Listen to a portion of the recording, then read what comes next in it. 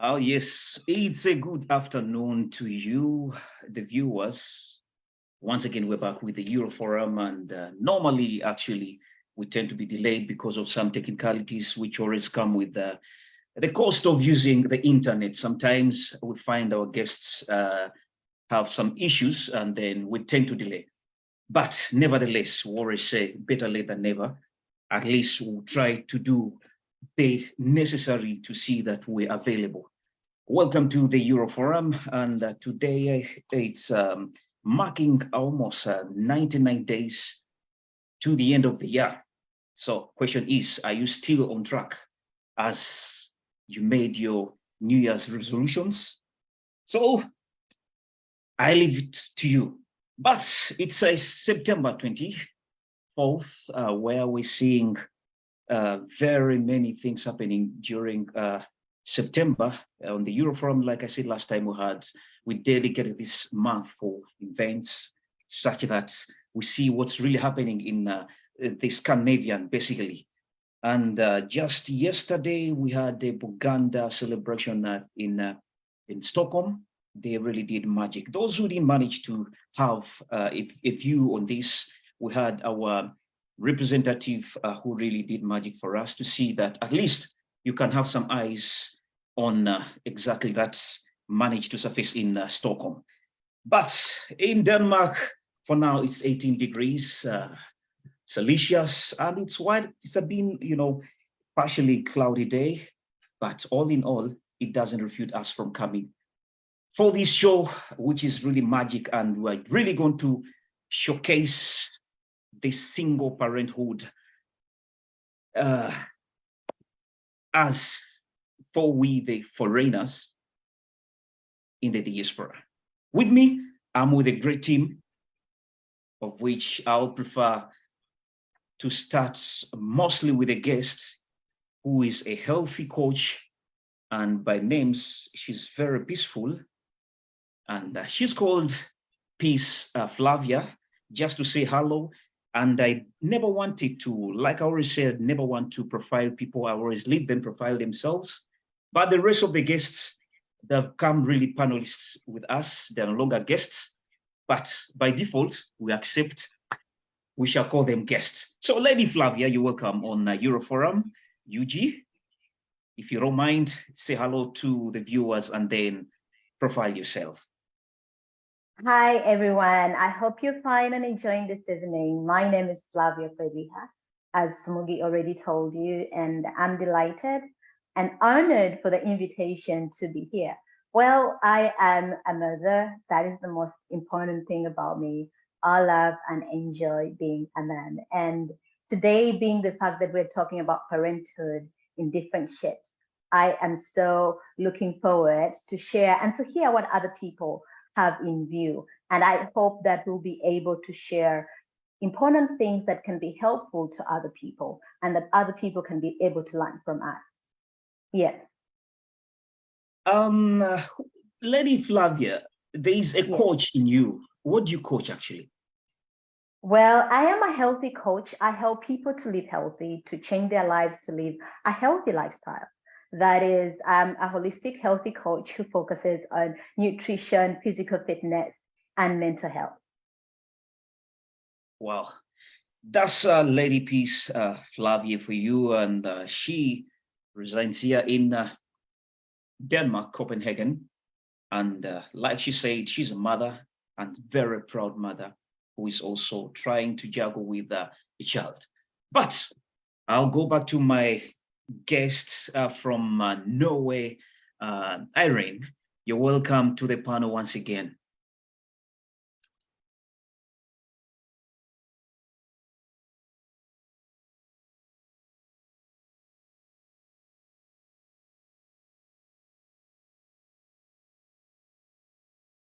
Oh, sorry, I think I was muted.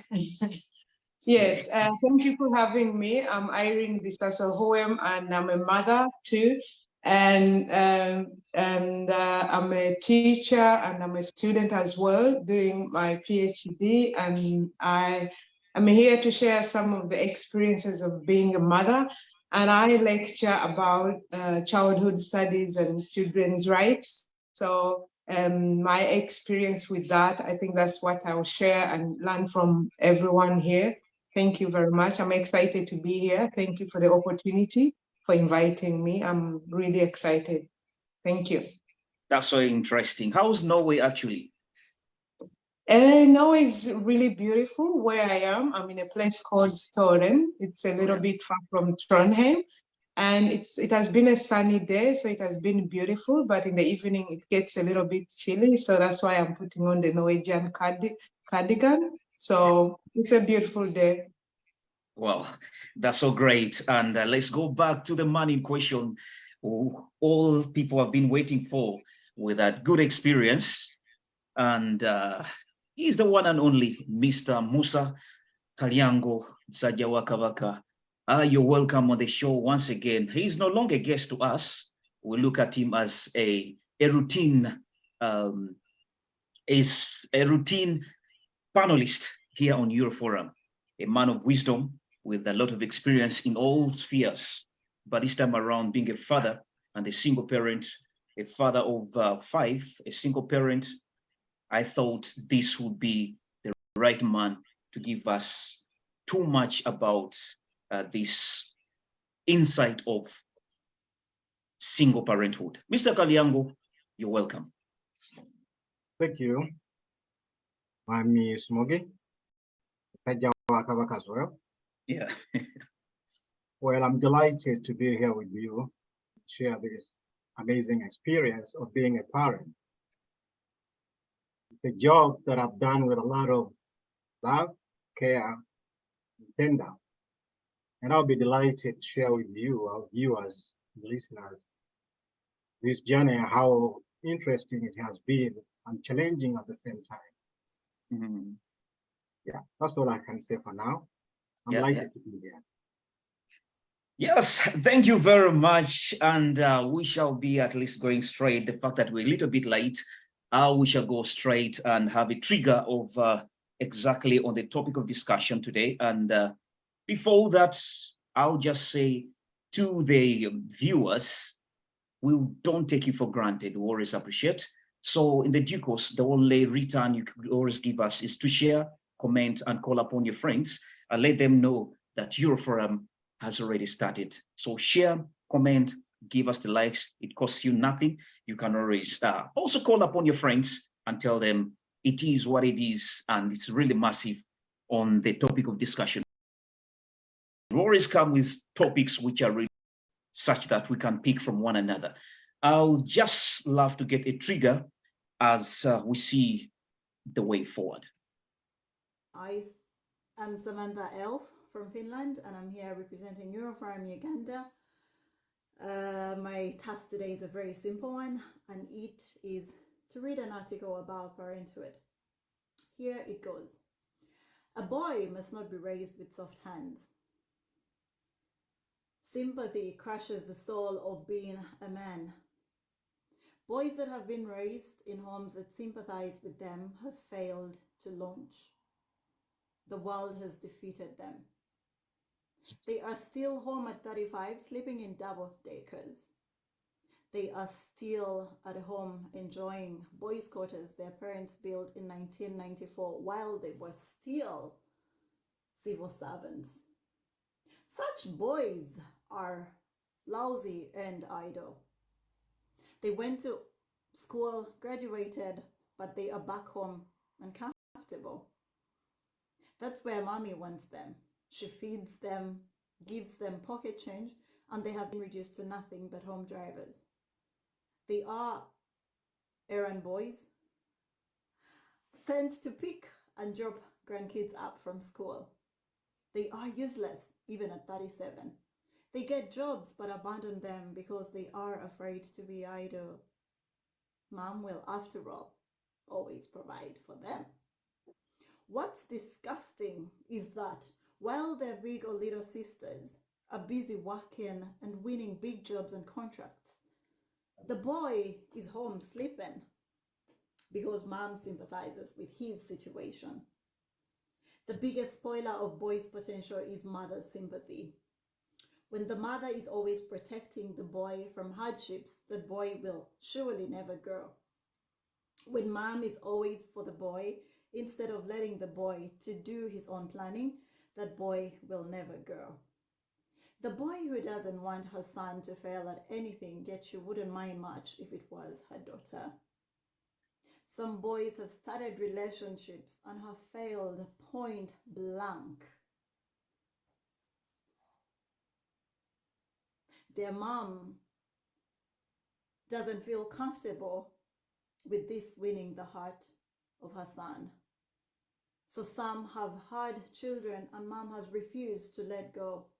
She would rather have the grandkids stay home with her than her big son. What a mess. The overprotected son is a failed son. Ladies and gentlemen, the more challenges a boy faces while growing up, the more he becomes well prepared for the future. Mind to groom someone's son-in-law as they groom yours, so that your daughters and daughters-in-law don't regret having got married to goons. Thank you very much and have a blessed Sunday. Remember that God is love, so spread love by loving one another. I remain Samantha L. for Euroforum Uganda. Bye. Yes, that is really great. And thank you very much, Samantha, representative from Finland, Samantha Elf. That's really so nice. It's an article that was read, and it's mostly of a boy child. In nature, we've gone ahead in this, in the ongoing generations, a boy child has been a little bit neglected. Somehow, in some areas, you find that we are grooming up men who are going to cause problems to the future wives. Question comes back to us. How far have you groomed the boy child? But before we go ahead and the issue of the single parenthood, I would love to get a little opinion from our panelists today about that little article as we transit into the single parenthood. I'll start with the mother herself from Oslo, Norway, and at least to share an opinion on how you see that article or that trigger. Irene. Thank you very much. I'm a mother from Trondheim, not Oslo. Oslo. My apologies. Yeah, but that's fine. And when I was listening to that article, it was a lot of complex issues being raised. And my first thought was about this particular case Samantha was reading. And I saw different types of parenting styles that in this particular case they are talking about. And in this case, I was seeing like the parent being very, what we call persuasive parenting style, because I think she's overprotecting the boy child, not grooming him the way he's supposed to in relation to the girl. But it's not, at the same time, this is a particular case because it's not for every case. Not all children are raised in that way. And I think it can also be the other way around, where the girl child is the one raised in that way. And then she turns out to be a problem to the boy child when they get into relationships. So for me, it's not only a gender thing that a boy child, a girl child. I think that as parents, we need to give opportunities to all our children so that when they go into their relationships, they're not going to be a burden to the society or to the people who are going to be in the relationship with. Because in this case, it was about not the mother, if I understood it very right, the mother not I mean, not giving him the opportunities to be a good child, and this going to influence how adulthood is going to be. And this can also happen to a girl child, because we've seen cases where our brothers are groomed up very well, they are hardworking, they are business oriented, and then they end up with a woman who is not adding anything on them. So it can be vice versa. So it's not only a girl child or a boy child, but it's how in the society today, how do we raise children to see that they will be independent, at the same time they are going to be adding value. So in this case, the mother, in this particular case, we've listened, the mother is being, in Norwegian we call bjørnetjeneste. It's like you are doing somebody a favor, but you are really not helping. So I think the mother would upload her to try other parenting styles, so that the boy child won't end up being what is being described there, or the girl child in that case. I don't know if I've answered your question, but that's what I took from this. The parenting style in this case, it has been very,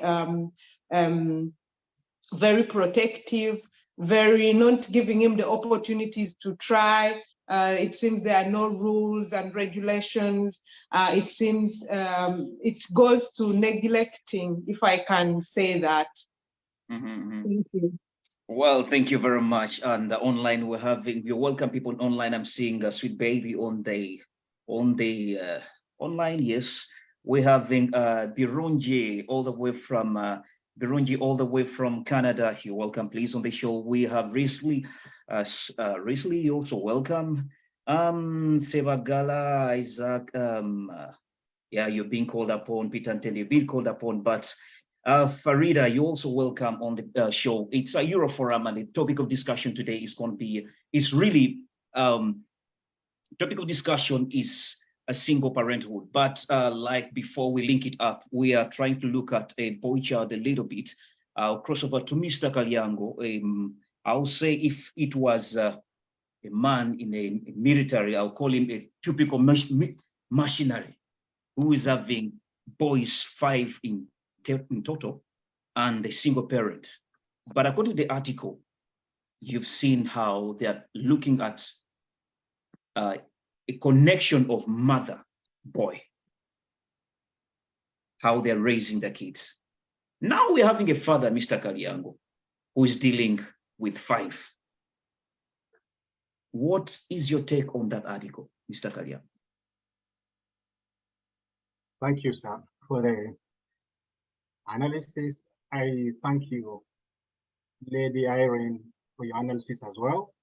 Your insight on the poem that has been read, on a a poem, whatever it is.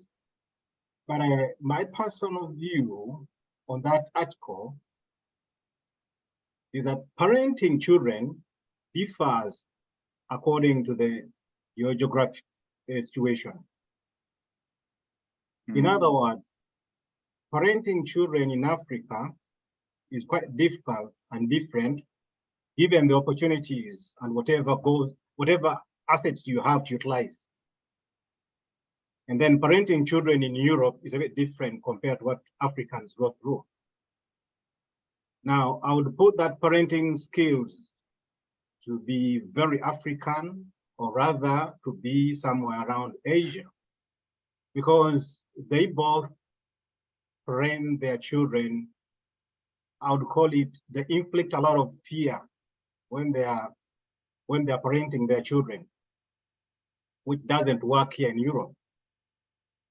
For example, in Africa, you can tell your child, if you don't do this, I'll not pay your school fees. If you misbehave, I'll cane you. I'll not give you the shoes. You know, you will even go as far as denying them their basic human rights needs, their basic needs. You can do that, but it's also called parenting skills. So those kind of skills can be utilized. For me, I had like there's a lot of, you have to do this, you have to do that, whereby in Europe, we negotiate, we talk about things. My parenting skills here have been like, it is father to son, well, but again, it's adult. We talk to children as we're talking to adults. We negotiate. How do you like to do this? Are you not going to do this? Do you have time for this? It's not like you have to do that, you have to do this, you have to do that. You have to be kind if you have to be disciplined. It's like, it's different. It's very different compared to where you are. Because we have rules and guidelines to follow here when we are parenting. Yeah, it's like back home in Africa, you have the entire community, you have the village help you raise the child. But here in Europe, you are sort of alone. So whatever goes wrong is up to you. And good enough, we have the watch eyes of the teachers and the community again. And the other, even the child, if they feel like they're not being parented well, they can just report you. And what happens is not something you want to know. So that was my take on that article. It's like, it has some values, but then it has a lot of, there is a lot of infliction of fear to the child, which to me doesn't work here in Europe. Well, what a submission. Thank you very much. Mr. Kaliang, I'm picking something little about your geographical location, or in terms of culture and aspect on how you're grooming. We all differ. That's what I'm picking from you. And when it comes to Europe, like you said, there's so much negotiation, of which sometimes they also come with their impact. Because at times you may find that they can also delay certain issues when it comes to decision making because of negotiations. But nevertheless, like you said, geographical location and cultural aspect really matters. Yes, and to the viewers, those who are not very certain on what we're discussing, we've just started with a little trigger. We've tried to share this article on Euroforum. Those who are on Facebook right now, you can go on Euroforum right now, and then you check the article we've been trying to discuss as we go ahead with the single mother, the single parenthood. But let's just summarize this with Lady Flavia. At least also you had some ears on this article, and just give us your take. Well, like the other speakers have already said, like Irene and Kaliang already said, Irene said, like, if you're going to be very persuasive, that's not going to be a very good thing. And again, Kaliango highlighted that you need to have, there's a difference in the cultures that we grow in, and that affects the way we parent. Well, I agree with them very, very much, because one, I would want to start by highlighting, as a parent, your role is to guide a child into adulthood. So many times we get a little bit lost into owning the child, and either or not guiding the child, but our major role as parents is guiding a child into adulthood. And I will also highlight a little bit about the child needs as they're growing up. When you should know, children have three more psychological needs, and once they are not met, that means the child has to find another way, and that's where it ends up the way the article says. You have that the child needs to have, they have the psychological need to be loved, they have the psychological need to be safe, and they have the psychological need to be independent. So a child has to be given all those psychological needs to grow in the right way. They need to exercise themselves, what they want, what they can be able to do. It's not your rule. It's not a parent who's supposed to do everything for a child. You're not supposed to do everything for the child. The moment a child starts to understand, you're supposed to help that child evolve to be independent, because they need to be independent. But if you deny them from being independent by you doing everything, therefore you're not doing your job as a parent to guide them to adulthood with everything that they need to be in order for them to become independent, because you are an adult because you're able to do things on your own. You're able to take decisions on your own. But if you have not given your child that ability, then you have not guided them to become adults. They're only grown-ups, but they're not adults. So the child you're referring to, it doesn't have to be just only a boy. It can be a girl, it can be a girl or a boy. So it does not matter about the sex of the child. Any child you don't guide them in the right way, they are going to end up that way. They'll end up being bad wives, they'll end up being bad role models if you haven't guided them well. And then another thing I would want to highlight is the types of parenting that we have. We have the authoritarian type of parenting. That is very much resonating with the African way of parenting. I own the child. I say what I have to say. You do what I say. You see the child, but it's what you want as a parent. You go to school, you study what I want you to study. You sit when I tell you to sit. And in case you don't follow my rules, you are not doing the right thing. The child does not have the right to ask you why. When they try to ask you why, then you be like, oh my God, you being unruly, you're being stubborn, you're not understanding. So that, but the child has the need to understand because they grow up with nothing. When a child is born, their subconscious mind is empty. So you're guiding them, you're feeding them, whatever parent, it can be, maybe it's not just the mother, it could be the grandmother, it could be the aunties, it could be the guardian that does not have any relationship with this child. So whatever you're feeding this child is what is going in their mind, is what's going in their brain, and to develop as they grow old into adulthood. Then we have another type of parenting, that is the authoritative parenting method. Because as a parent, you have authority. You are the person who has authority, and the child knows that you have authority.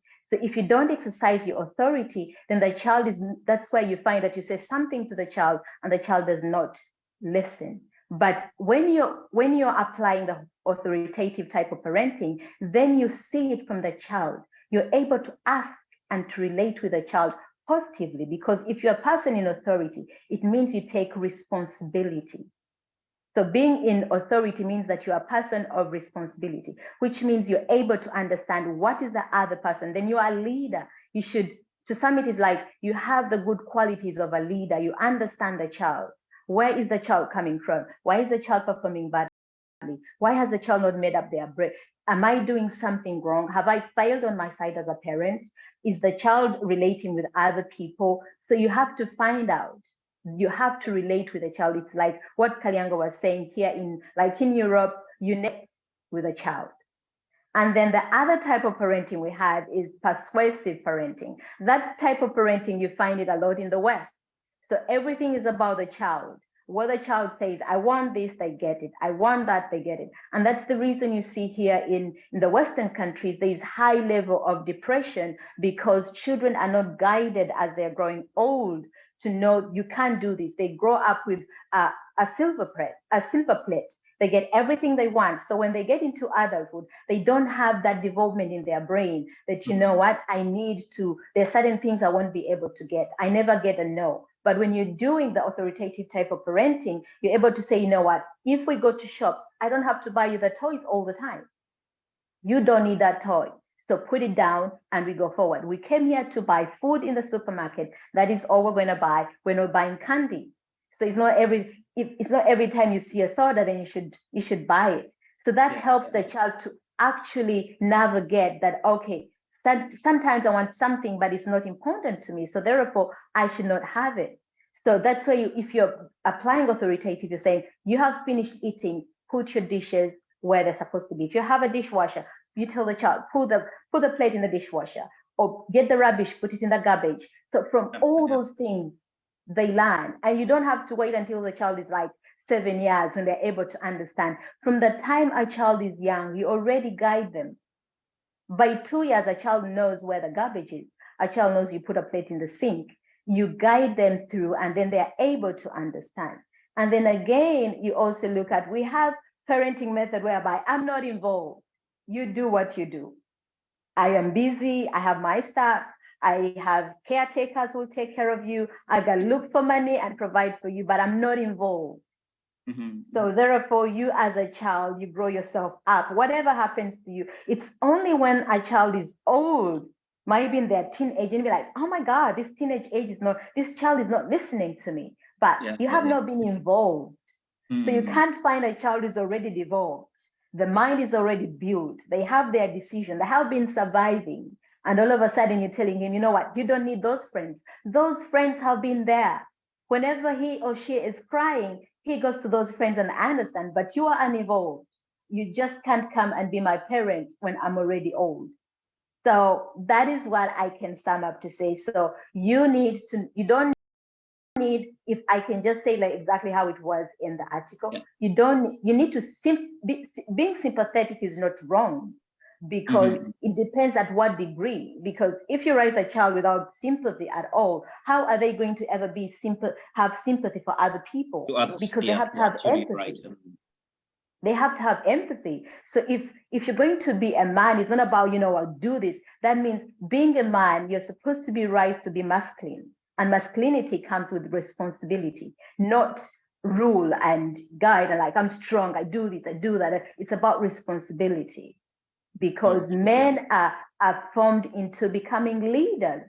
They're supposed to be leaders because they're going to be husbands, and husbands are seen as leaders and leaders of a home. So you cannot be a leader when you don't have certain qualities. Like you can't be a leader when you can't be a good leader if you don't have sympathy. You have to sympathize with the people you lead. So I don't think That is you should submission. do. Yes, I don't think you should do everything for your child. Guide your child. From the time a child understands, I can put on my shirt, allow them putting on their shirt. Don't come home every single time you're doing everything. Don't do things for children. Assist them. It's a great submission, Irene. I really love that. I am seeing at least where we're going right now. It's gonna be quite interesting. Irene, I think you had something to say, but if you make it brief, and then we go ahead. Yeah, thank you very much. It's very brief, and thank you everyone. But I was hearing guidance into adulthood, and me coming from my background with childhood studies, I find that one a little bit wrong, because children are human beings and human becoming. They're living now, so it's not all about guiding them into adulthood, like they're on a journey to go there. We also have to consider now, as they are living now, today, not the future child or the future adult, but now. Another thing I wanted to add on sorry, the name of the gentleman, your name is Mr. Moses, yeah, Kalyango. Mr. Kalyango. Yeah, another thing I wanted to add on what he said, because we say childhood is a social construction depending on the society, like he said, and the geography. And another thing I want to add on is the time, the history, because most of the time it's like, this is how I grew up, this is how we did things, but you were in the 90s or 80s, and the kid is of 2000. So time is also a very important factor in how childhood is being constructed by the society we are in. So these two elements of, we shouldn't forget that children are living in now, they are human beings as well as human becomings. It's not only what they're gonna become as adult, but what they are as of today and then the time. Those are the two things I just wanted to add on. Thank you very much. It's a great submission and really so much appreciate. Let me see something little here. Okay, Mr. Moses, technically do something there. But all in all, we really do appreciate your submission. And I love the fact that we have some little technical bleach, but we shall be there. But well, thank you very much, all the panelists on with your submission. I'm picking a lot from you, and from Lady Flavia. I've liked the aspect of leadership because every family, or leadership starts from family. So if you don't write in the right way, but putting note that you have to add all the different types of leadership skills into a family. For we can't get leaders out there without leadership starting from home. So I somehow concur with you, and there's an aspect where you talked about guidance, Lady Irene, and Mr. Kalyango, you talked about something connected to the areas where you groom your child from. Also varies how you're going to, nurture your child, but all it goes to the area where the Bible also says in Proverbs, I think Proverbs 22:6, it's stated well that try to train a child. Spoil a child. Yeah, train a child in the way they should go. And even They will not when depart from they it. grow old, they will never depart. That's in the biblical part of it. So it's a question that goes back to us. While you're nurturing your child, try to put into consideration that you're building someone for the future, and then any decisions you're making as a parent, they should be so much valid. But let's just flip the coin and we go back to a single parenthood nurturing or parenting, basically.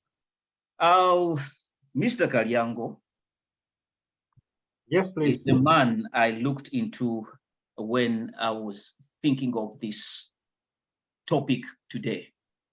A man of experience, a man of 5 boys, a single parent.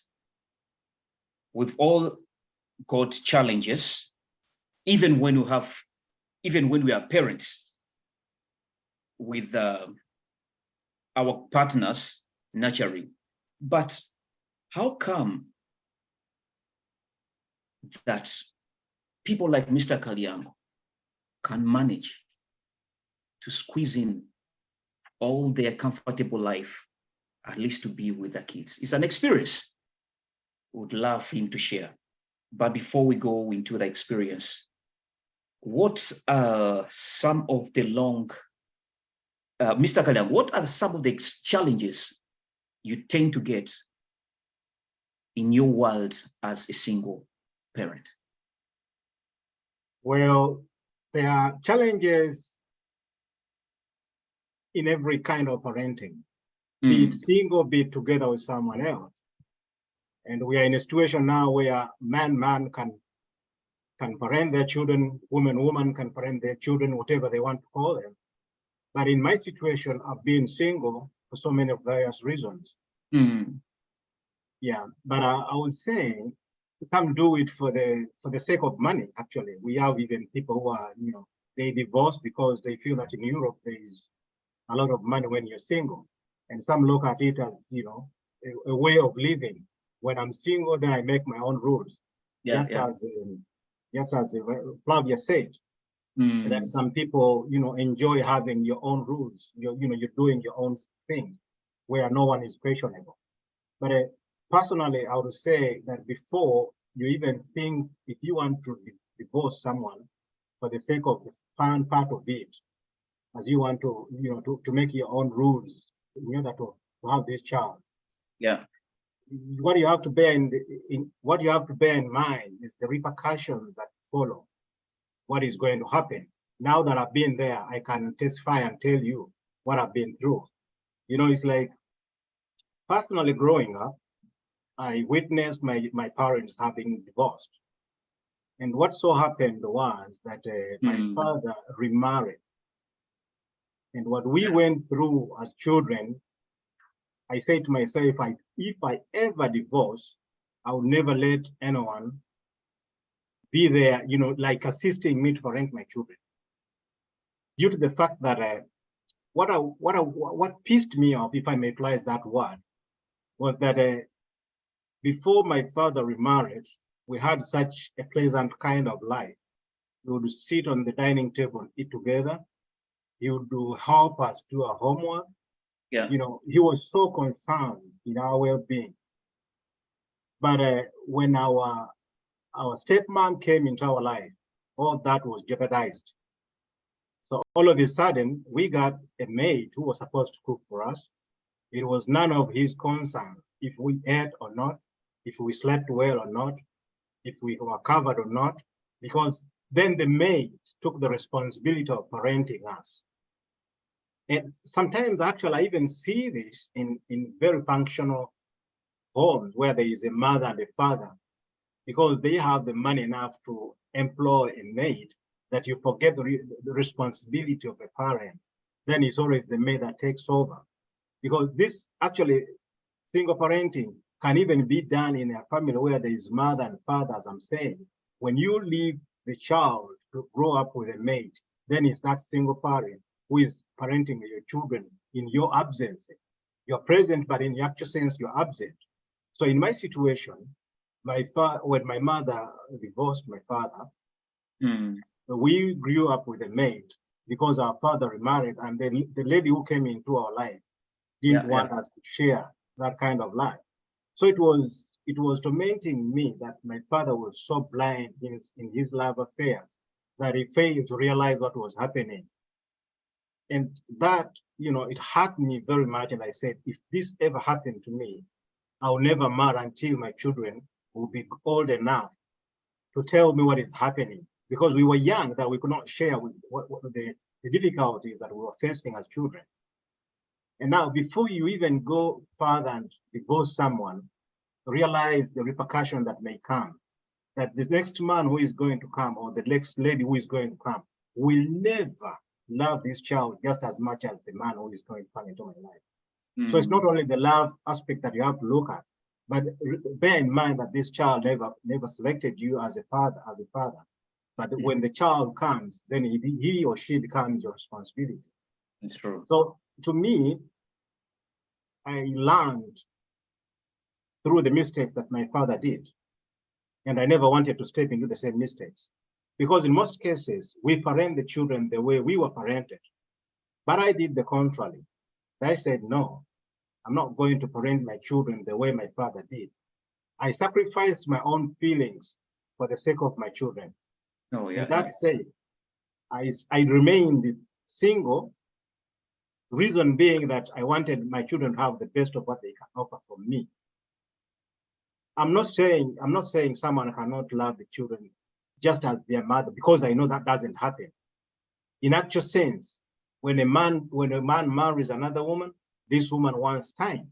She wants to be loved. And good enough, when this happened to me, I came into a new relationship.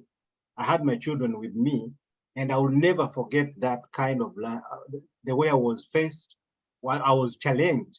Someone told me I had a child, my son was 3 years, and she told me, you know what? You're not supposed to go and say goodnight to this child because you have another child with me here. I was like, excuse me. I was man enough to say that this is not going to work out. But some people, we get blinded with the love that is happening right now, that I cannot be man enough to stand and tell people, this is not happening. I'm here for the sake of my children. Oh, yeah. So this should go to anyone who is listening, that you may so love to have someone else replace someone who went or died or whatever happened. But then again, bear in mind that your child is going to face the repercussions. True. Yeah. Anyway, it goes back to everyone who is listening. Before you make any decision in life, always consider the outcomes, because normally you may think you're doing something great, but at the end of it all, you may do injustice to the innocent souls when it comes maybe to parenthood. And when it comes to any other fraternity or discipline or friendship, always look into very many issues before you make decisions. So that's what I'm picking from you, that at times, as parents, we have to rethink so fast before we think of what may come up as someone goes into single parenthood.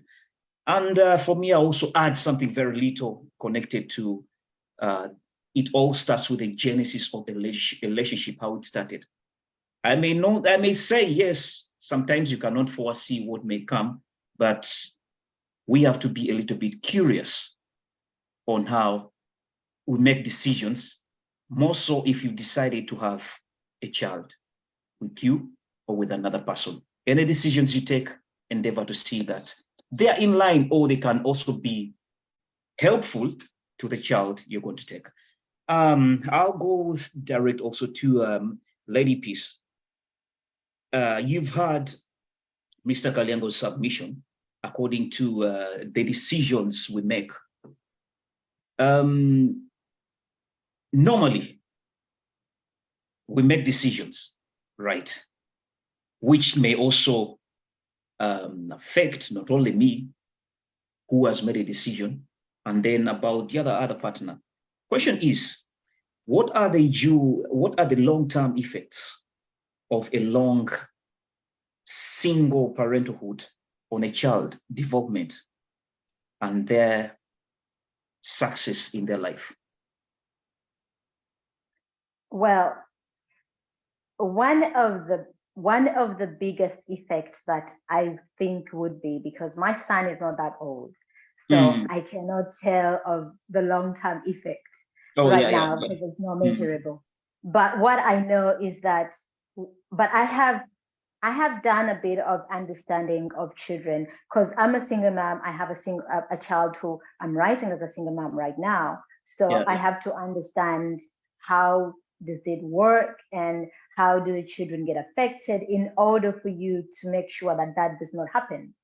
So what I think the biggest effect is an effect of rejection. You can hear that from Mr. Kalyango. Whatever he's talking about is a fact of rejection, whereby you feel your father is no longer giving you the same affection as he was giving you before. So that is some kind of rejection that a child gets.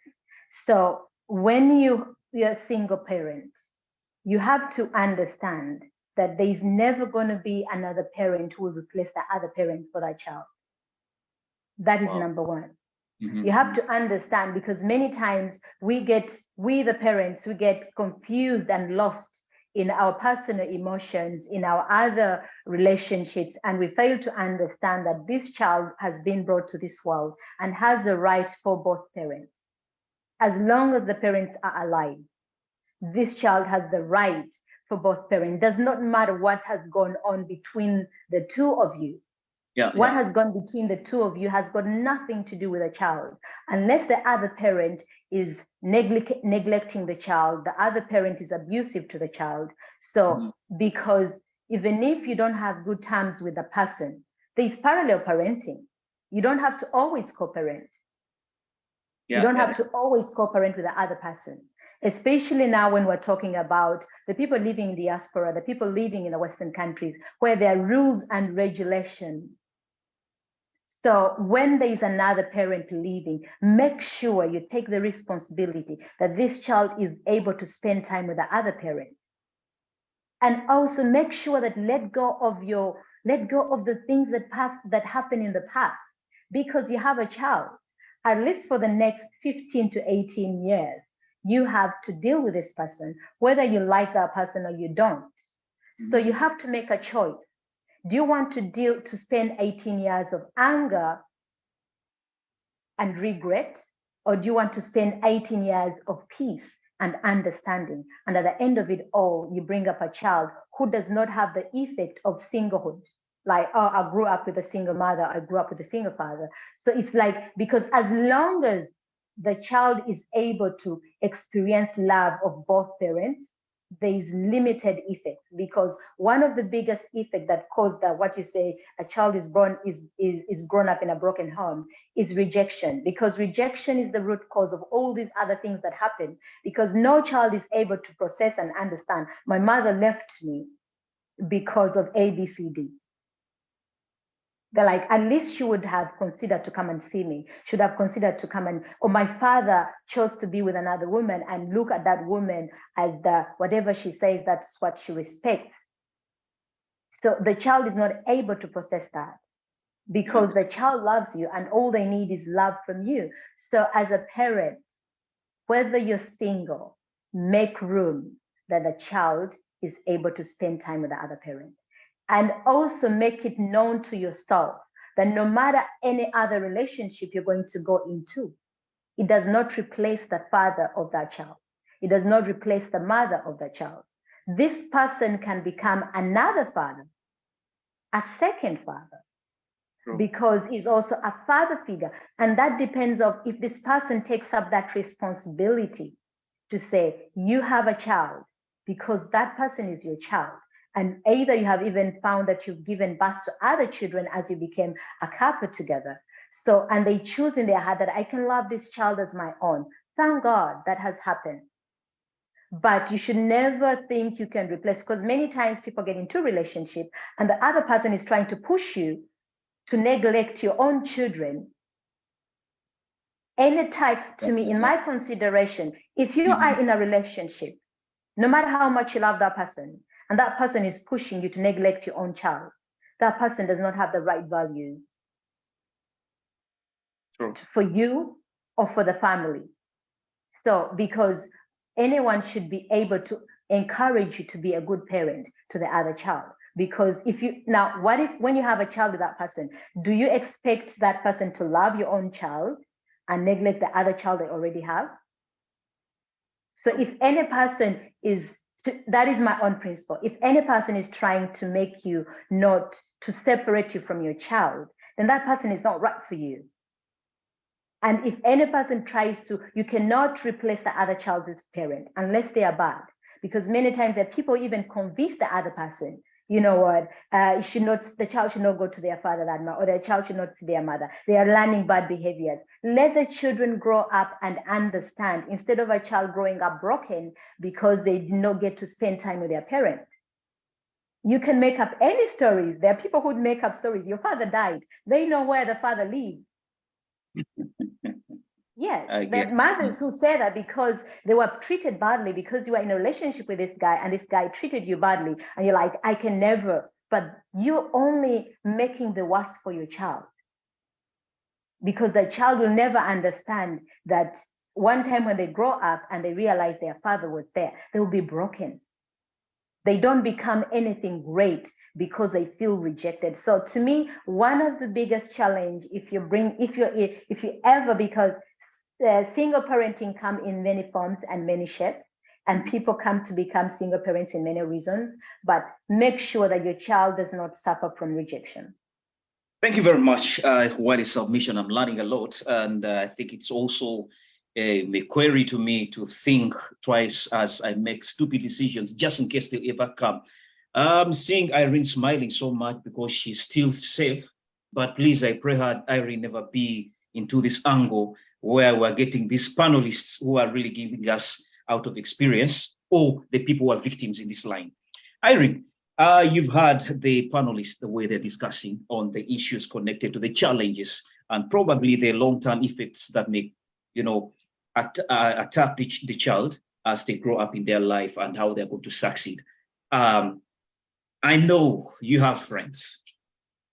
I know you an elite who is seeing things openly. And you've heard.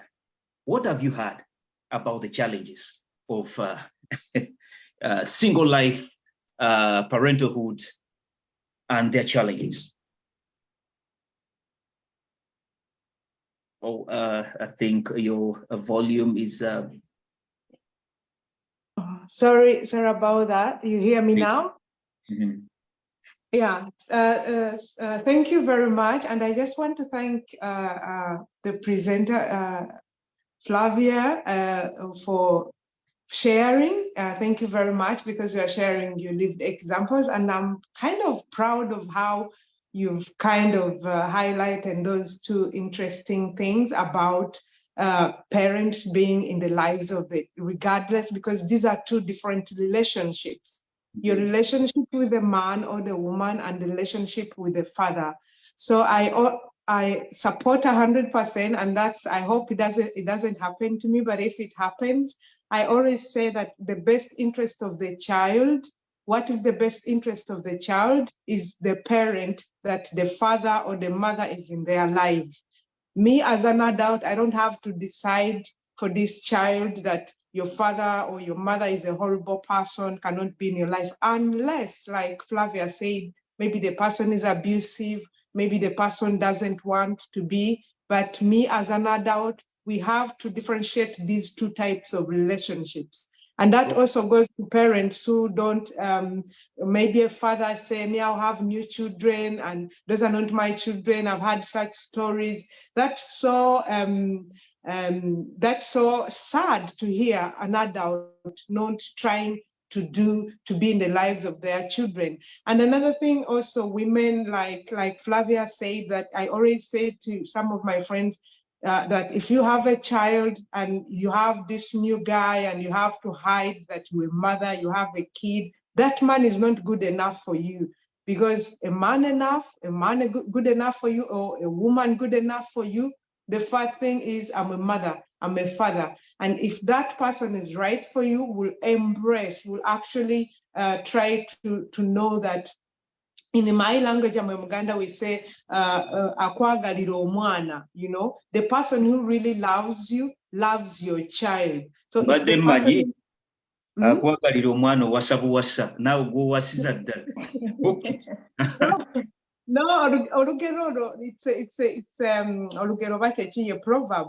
Nayenga, what I was trying to say, that if somebody, you have to hide that you're a mother, you have to hide that you're a father, and you're entering this relationship, there is nothing good about that. You have to be proud that you're a mother. And like Flavia said, nobody's gonna replace you, a stepmother or a bonus father or a bonus mother. However good you may be, excellent, but you are not this child's father. You are not this child's mother. So please, create the space and let the child decide, because if you think that the guy is not good enough, the father is not good enough, maybe he's not good enough as a husband, as a partner, but he's a father, he's a mother. So you have to really respect that. And if I'm using the lenses of children's right, they have a right. It's actually their right, and it's in the convention. They have a right to their parents. They have a right, the best interest of the child. They have the competency. They are rational, they can reason. So we sometimes use our adult lenses, and then we make the decisions for them. But those decisions, sometimes they are good for us, but they are not good for them. And another thing I was thinking about when the gentleman talked about how the experiences he went through, and he didn't want the same experiences the children to face that is very profound as well, because most of the time the things we go through, we try to prevent that they are not going to happen to our children. And that shows you that, for example, if you are in a relationship, for some reasons, the father maybe, for some reasons, you were a single parent, and the reasons maybe the man is not in the life, or maybe he died, or maybe something happened. I also think that it's very important to try to get a father figure or a mother figure, somebody, so that you are not in like in my culture, the Buganda culture, the single parenthood is not so felt like here in Europe, because you have some aunties, you have some uncles, you have tata muto, tata mukulu. These people are going to be like a father figure in the life of the child, or a mother figure. But here in Europe, you may find that you don't have your boys, or they don't have that father figure. So I would say that if you have some friends, like somebody who can give that, is not going to replace, but to give that kind of, there are some things boys would want to talk about, and maybe he's not very comfortable talking to you about these things, but maybe you have that person. But you have to be critically aware also, not to evaluate this kind of relationship. But I think it would be important they have those people in their lives as well, if you can provide them to them, because I think it can be helpful.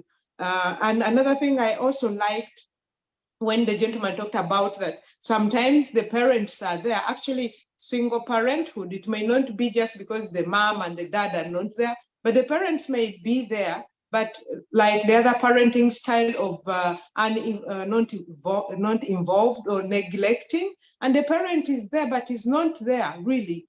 The mother, maybe it's only the father, but the mother is not there. I had my own experience when I was in Uganda, where I went out. In Norway, we go outside with the kids and play with them and do all these things. And I was in one of a nice place where the maids, they were the ones taking care of the kids. And the parents, those who have money, they come dressed very nice, put the kids there and go have some good time. And when I brought my kids in this, what is it called, in a park, the the maids, they thought I was a maid because they were like, then I started breastfeeding one of my son, and then they were like, oh, your boss allows you to breastfeed the son, and I said, no, he's my son. And then they're like, oh, but why are you here? Why aren't you with your friend? Like, for them, the maid, they do everything. When the kid cries, the kid refuses the mother and goes to the maid. And the mother really, so the mother is present, but she's not present. The maid is the one doing everything. It was very interesting for me coming from Norway to experience this. So we may experience that in Uganda, parents are there, but it's the maid who understands even the body language of that kid. He knows when he's crying, maybe wants to sleep, or maybe it's the diaper. And the mother, maybe mainly you did the, giving birth, but you are not present. Or the father, some men, you are not present. So please, we need to be involved. You don't know the favorite food of your son or your daughter. You've never cooked their favorite. You don't know their favorite colors. You don't know even their body language. And you are present because you are looking for money, which is a good thing. So I'm not saying don't get help from maids and all that, but be present, because these 18 years, they go very fast. Before you know it, they are moving out of the house and you've not been involved. And that one will come back to affect you when you think about their childhood. Thank you. That comeback will affect you, and it's true, it always affects you back, because normally you see that men were neglected as kids grow up. And this, by evidence, it can also be seen. Many men, even those who are on platform right now online, ask them how much have they contributed to their fathers. It'd be a tricky question. So as we go ahead, we should always think of what will happen next. As these kids are growing up, shall we have the connection with them? So let's groom them, expecting that with time, we shall need a hand, as in a hand of care, love. Only that at times is what we need, depending on the different economies. In Africa, it's a different setup. When they say a return love, it can come also monetary. But here in the diaspora, we've seen them, a lot of them going in playhomes and old home care centers, and they don't have even their kids, meaning that if you didn't set it right, you may die an emotional man. So thank you for the submission. And I also picked something very interesting, that be present in their life, which is true. And when you recommended, when you uploaded Mr. Kalyango for the element of the father figure, that is really great. You should always put a figure that kids are really looking at. Mr. Kalyango, that element, she was saying that create a father figure, a figure that can a little bit be in line with the other partner. This can be, I think, a relative, friends, you mingle with. So, Mr. Kalyango, you, a father, Madame Irene is talking about creating a figure element relating to that partner who would have served that. My question is very simple to Mr. Kalyango. How does single parenthood affect the dating and the romantic life of you, Mr. Kalyango? The fact that Irene is saying you should create an element, a figure that at least the kids can feel, when are we seeing Mr. Kalyango now going back into, is there any way you feel this single life is affecting your dating line of it, and then the romantic part of Mr. Kalyango? We are seeing a man who's a gentleman, who is very charming, and at least, if I may say, how many people would love to do something here for Mr. Kalyango online? Trust me. No. I must say, I'm in good health, I'm in good shape, and I'm actually seeing someone. So I'm not looking for someone. No, that's not what I am. Okay. That said, actually, I must put this very clear, because last time I had a lot of messengers and everything I'm not looking.